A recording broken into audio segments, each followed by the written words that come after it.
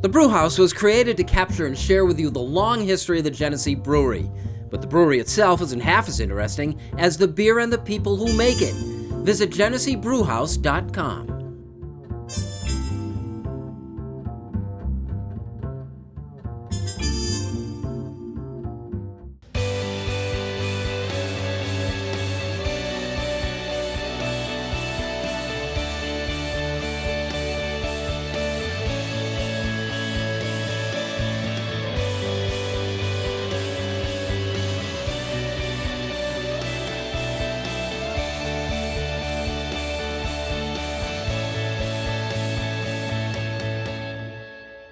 Hello, everyone, and welcome. Thanks for joining us. This is the Rochester Press Box presented by the Genesee Brewhouse. Carl, we appreciate the fact that you freed up so much of your time now so that we can see more of you. I was too busy before to come on regularly, so now I figured just clear the deck whenever you want me. I'm yours. Carl Falk with us, along with Pat Duffy, wearing this gaudy whatever. This is my white whale, excuse me. It's a 1995 World Football League, the old NFL feeder league. London Monarchs jersey. They did these ridiculous jerseys for 95, and they made these, ones they would sell. They only made a couple, and I found all of the teams 8 years ago at a sports collectors convention. I waited 10 minutes to buy it. Somebody bought them, and I've spent the last 8 years trying to buy one, and I finally got it last week. I love this thing. It's beautiful. The logo is really nice, too. It's all shiny. Yeah. Spectacular. Well, Carl, like you said, just before we came on, he says, you never like to be the story. You are the story, and we're glad that we were able to get you the first week laid off from WHTK, no longer working radio sports, and it's an indication. I mean, this is a trend that's been going on for years now. Where do you see it headed? Yeah, I think this is not the beginning, because certainly if you look at the newspaper, the way the newspaper has gone from a staff that covered everything that happened in Rochester now down to a few guys, and it's basically the USA Today with a little bit of a local thing. I think media has changed so much in the internet age, maybe more than anything else. The way they sell it, the way they produce it, the fact that we can get so many things for free. Big companies like iHeart, my former employer, and Entercom, your employer, they look at dollars and cents. That's their bottom line. That's what they've got to do. They got to answer to their shareholders, and I get that. But, for the local person, the local fan, think of here in Rochester. There are a lot of teams, a lot of stories that simply aren't going to get the coverage that they used to. So the fans are the ones that suffer. And as long as big companies own all the media, and that's kind of the direction this country's going in, it's only going to get more so of a national media and very, very small footprint locally. Now, you guys are like the survivors, because morning radio is still got a footprint. For now. I mean, listen, I look at it this way. I came in the business, much after a lot of my contemporaries. So I walked in knowing that I'm probably going to lose my job in a way. I'm going to end my job in a way that I don't want. Like, I'm going to get fired one day. Just going to have fun until I get fired. But, to your point. You really thought that? Oh, 100%. Like, I mean, I made a joke before we came out. I did stand-up comedy. I do radio. I'm going to get into ventriloquism for a little more job security, right? But, like, when it comes to local sports, it's a nightmare, because there was a time 25 years ago, and I don't mean to sound like, old man standing on his lawn, but you were able to follow the Amerks, and you were able to follow the Red Wings, and you knew the names of the players, and you knew where they were in their pennant races and playoff chases, and now that doesn't exist. The DNC doesn't send a writer to Red Wings games on a game-by-game basis anymore. Like, it's absolutely insane. It hurts the franchises in town, so then the franchises have to turn around and do their own promotion, which isn't exactly the most accurate and the things that you want to read about. So yes, I mean, in trying to chase a dollar, we've lost sight of what local sports is, and I don't know if that's fixable. I do know it opens up a pocket for folks that are passionate about it, that want to cover it, and there are people around the country that have made a living doing it, but there's no money in it anymore, so that's going to deter people who went to college, who are very good at it, and you know what I'm saying. It's a vicious cycle. I don't know where it goes from here. And sports is just a small part of it. I mean, there's Correct. You mentioned the newspaper. Do you remember when there were two papers here? Yeah. You go back that far? I think I took a tour when I was in like 5th grade, like 2 weeks before they shut down the Times Union. Legit. Yeah. But there's all this, and I see it as like, you're cutting the supply line to people who are gonna be required to do important work down the road. They're not getting trained. It's you think about a young kid. I want to go into media. I want to, And there's fewer of those out Fewer there. of those. There's fewer opportunities when they get out. Kids are getting out with 40-year degrees with dreams of, being on air and doing all the things they want to do. Those opportunities are dwindling. I was one of 1,000 people nationwide and one of the largest media companies in the country that were let go. 8% of their workforce. It's just getting smaller and smaller and more difficult. And then the coverage and the fans and the people, the readers, the listeners, they're the ones that ultimately suffer. And to your credit, I think it has to be said that people got to know how hard you worked at it. I mean, you were part-time for how many years just waiting for the chance. You got the chance, you made good on it. It's just, it's difficult. You don't want to make it, a tragedy any worse than it is. It is what it is. But you went about it, I think, in the right way. I tried very hard to be good at what I did. It's just my personality. It was a passion, and I tried hard to do it, and hopefully I'll get a chance to try it again. We're the Rochester Press Box, presented by the Genesee Brewhouse, talking Buffalo Bills next.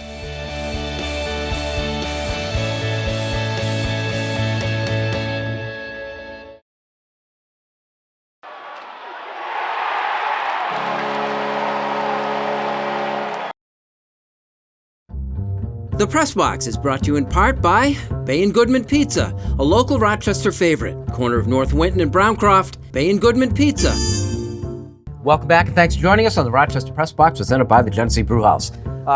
Slow time for the Buffalo Bills, but you can't help but think when you see these teams in the playoffs, and now that we've got our Super Bowl matchups, where they kind of fit in, like how close they are to being like the teams that got there? Sure. I mean, well, you look at San Francisco, they go from a 4-win team to Super Bowl team. Now, I understand you got an injury to your starting quarterback, which helps facilitate that giant jump in year 2. But I was actually just having a discussion about this with a buddy of mine who works in sports out of town. How he says to me as a Bills fan, if I'm a Bills fan, I'm excited because they could beat either of these teams on any given day. Like, we're past the point now in Western New York, I think, where every team, there is a team or 10 that are just unbeatable, right? Where you look at the schedule and go, we're not going to win this game. Mm-hmm. I legitimately feel that way. I think that they would have taken the Ravens if they saw them a second time. I think that they match up halfway decent against Kansas City. Not that there's a guarantee that they throttle them, but I mean, if you look at these two teams with the defense the Bills had and your potential play calling ability that you saw towards the end of the season, are these teams unbeatable for the Buffalo Bills? Do you take that positive approach?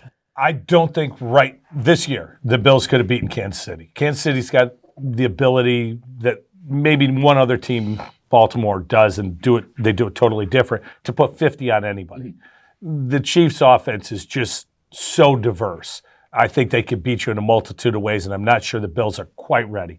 This is the most important offseason in the Bills' regime's history. If you think about it, it was all about clearing space and all the things initially, then finding, or hopefully, your quarterback in Allen, and now last offseason, the 18 free agents to shore up. Now it's finish the job.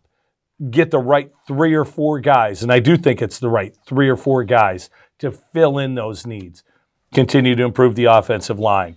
Get an edge rusher to complement Jerry Hughes. Figure out a way to play cornerback opposite Tre'Davious White, all while signing guys that you want to keep and letting a few guys go. I liked your approach. I heard you say a couple of weeks ago where you said, the wide receiver position, giving the way it has to be integrated, go free agency on your wide receiver and draft an edge runner. And I thought, boy, that makes a lot of good sense. Well, wide receiver is a much more difficult position in the NFL to learn. We've had a couple rookies come in and be able to contribute right away. But by and large, that's been a learning process position. You don't want to draft that on a team that's ready to win now, to Pat's point. Whereas the edge rusher position, you don't need to know a whole lot to tackle that guy. So it's much more instinctual and athletic than the wide receiver position. Revisionist history. You can't see Kansas City playing in the Super Bowl without somebody, and Bob Matthews did it in his column this week, bringing up the name Pat Mahomes and how he could have been a Buffalo Bill. And you remember that the Bills traded out of that spot that they used to draft him. So on the break room last Thursday, we did a break at 6:40, Friday, and I said, all you people that are cheering for the Chiefs, that are Bills fans, don't. Because if the Chiefs win this game and they go to the Super Bowl for the next 2 weeks, all we're going to hear about is how the Bills listen.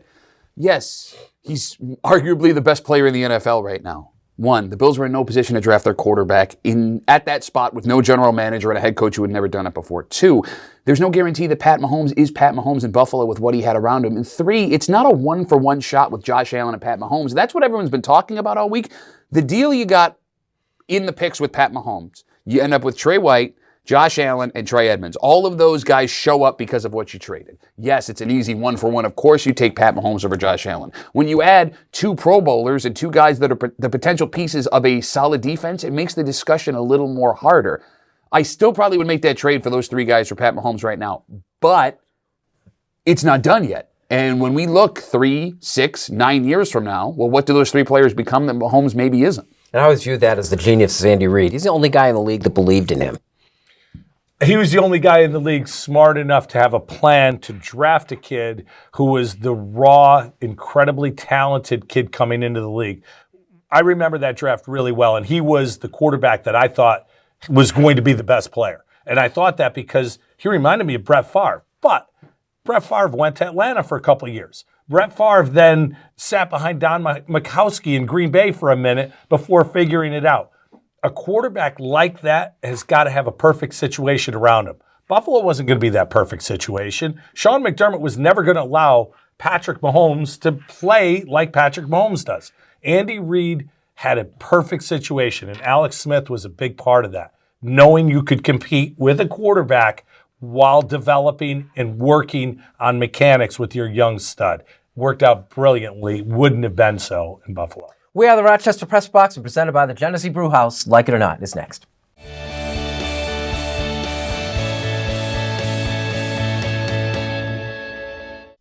Here's the Press Box trivia question, brought to you by Market View Liquor, where exceptional customer service meets an extensive selection. Jefferson Road at 390.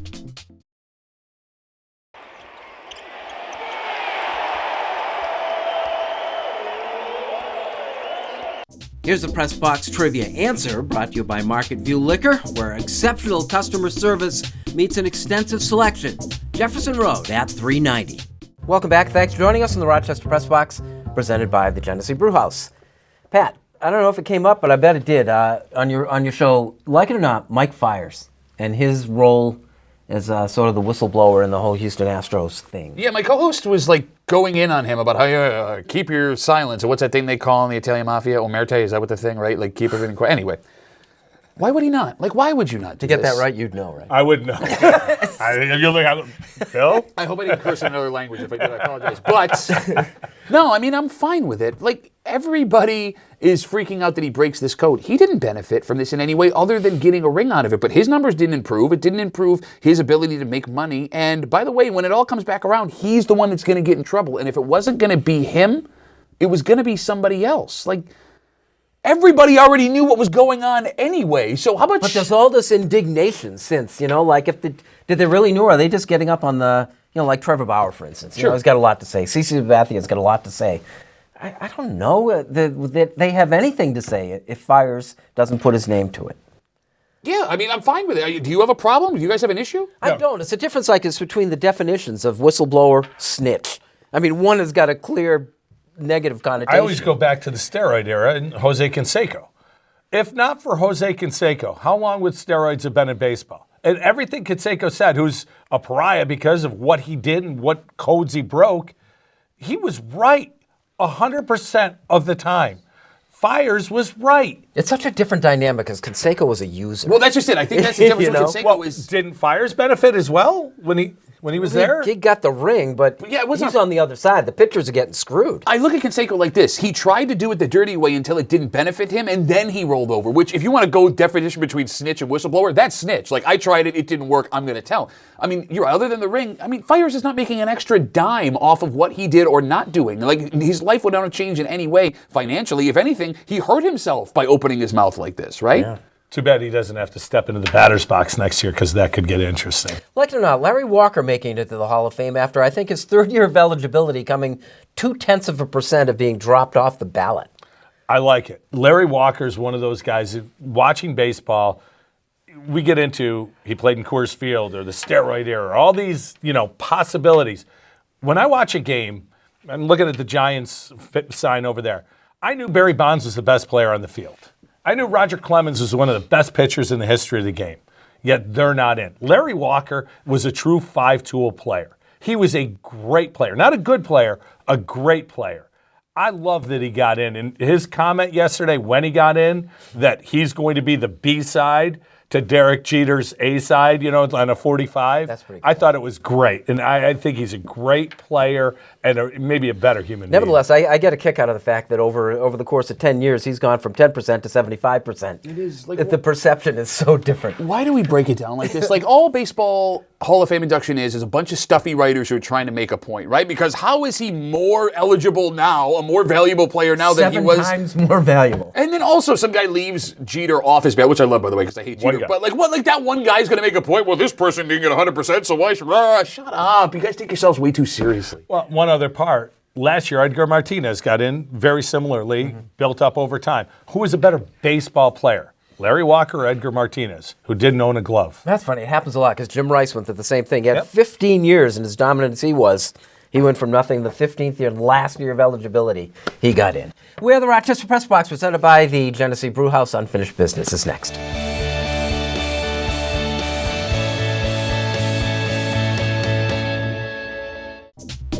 And now here's this week's MVP Experience Stat of the Week, brought to you by Sport Clips, where it's good to be a guy. No appointment ever needed. In now to Eichel. He floated one. When Girl Scout ingenuity meets Dunkin' Coffee, you get a cup of can-do. Girl Scout cookie-inspired flavors are at Dunkin'. Try Thin Mints and Coconut Caramel today. And get a medium latte or cappuccino for $2 from 2 to 6 p.m. America runs on Dunkin'. Welcome back. Thanks for joining us. This is the Rochester Press Box, presented by the Genesee Brewhouse. Unfinished Business, brought to you by Dunkin'. America runs on Dunkin'. Pat. Two exciting sports things this weekend, or at least they used to be exciting sports things. You got the Pro Bowl and the NFL coming up. Yeah, I know, you don't care about it either. You're probably not going to watch it, except for the clips of the dodgeball tournament they're going to do at the Pro Bowl. And then the NHL All-Star Weekend, which also kind of sucks because it's not hockey anymore. You know how much I hate 3-on-3 hockey. We've talked about this before. You're going to do the tournament. People think it's mildly entertaining, and then they'll tune into it for a little while and punch back out again. Here's my question. Why do we have All-Star games anymore, period?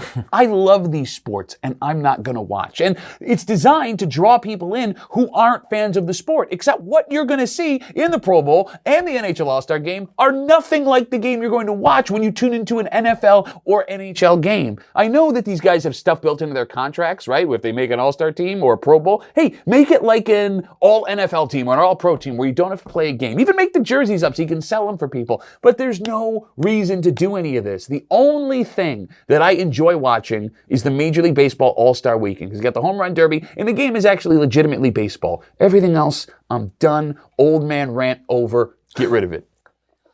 This weekend, there's another thing going on. It's the Senior Bowl from Mobile, Alabama, and NFL teams are down there scouting, and they're all looking for their next quarterback. It's a quarterback's league. Got to get the quarterback right. If you don't have the quarterback, you can't win. Let's take a look at the NFL playoffs this year, shall we? Derrick Henry, record-setting performance. The only reason that the Titans were able to get that far because Ryan Tannehill is not going to be your quarterback to bring you there. Jimmy Garoppolo threw 8 passes in winning the NFC Championship game. I know he's a good-looking dude, but 8 passes? Why? Because the 49ers have a 3-headed, well, Tevin Coleman's hurt now, 2-headed monster that they continue to run the football. Smart NFL teams remember one thing. It's not just about the quarterback. It's about building the team. In Buffalo, they're building a nice team around a young quarterback who may or may not be the guy. The key now, finish the job, and finish the job by finish the running game that complements that defense that allows the Bills to win a playoff game. Ron Burgundy was real. I know because I worked with him a couple of different times throughout my career. This was the heyday of local news. When I was in Vermont and New Hampshire, I worked 5 years over 3 jobs to get to come to Rochester for part-time work at Channel 10. Again, it was the heyday of local news. These days, the pipeline has been cut. Things are done differently. And that leads to the situations like we have in Washington, where the occupant of the White House thinks that the media is the enemy of the people, and the lemmings fall into line. And that establishes an estranged relationship with the truth. And it all comes back to the same kind of thing. Carl lost his job this week. That is unfortunate. But when local media downsizes, it hurts all of us, eventually. Unfinished Business was presented by Dunkin'. America runs on Dunkin'. Got a little time? Are you firing me from the show? Is that what just happened? I feel like there's something coming. I feel like there's been a lot of talking. You guys have been looking at me weird the whole time. I need this, guys. You need it. We both You need this, Carl. We can get rid of him. I can't get fired again. Come on. Well, if I didn't know you were serious about the whole ventriloquism thing, I would worry. Well, hey, tell you what, turn around. I'll show you how it's done. Carl, thanks for joining us. We'll My have you pleasure. back. Thank you. As always, Pat. Come on. Thank you for joining us. We'll see you next week with the Rochester Press Box.